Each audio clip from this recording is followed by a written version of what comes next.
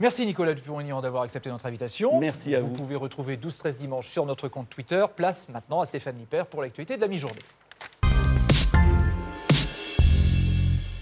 Bonjour Stéphane. Bonjour Francis, bonjour à tous. Bonjour.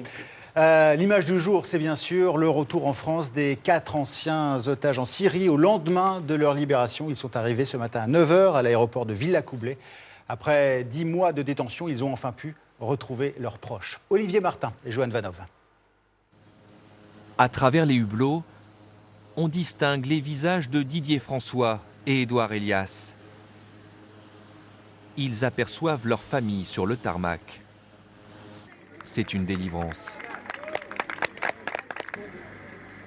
Le moment suspendu des retrouvailles. Un peu à l'écart, Nicolas Hénin étreint longuement sa femme et ses enfants. Vous voyez, c'est les plus beaux enfants du monde. Et c'est quoi le plus beau pour un papa? C'est d'avoir ses enfants dans les bras.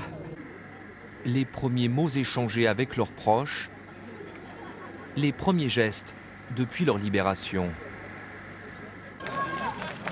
Je savais que vous étiez là et que vous n'aviez pas lâché. La joie de Didier François lorsqu'il salue ses collègues journalistes, puis le reporter prend la parole.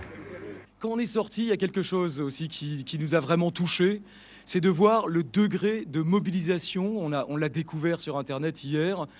Cet élan de solidarité, cette capacité, cette générosité qu'ont les Français quand il s'agit de leur presse, de leurs otages, de leurs concitoyens à l'étranger. Ça, c'est quelque chose de fort, c'est quelque chose qui vraiment nous tient tous à cœur et qu'on partage. François Hollande, qui les a accueillis ce matin, rend alors hommage aux 4 journalistes. C'est un jour de joie pour la France, parce que la France, elle est fière d'avoir des compatriotes de cette valeur. Elle est fière que ces compatriotes-là puissent servir la liberté de la presse. Et la France, elle est fière d'avoir pu obtenir qu'ils soient aujourd'hui libres. Après le retour médiatique, vient désormais le temps du repos et des retrouvailles, à l'abri des regards. Et on en sait un peu plus aujourd'hui sur leurs conditions de détention. Elles ont été rudes pendant toute leur captivité. Ils sont restés dans des sous-sols sans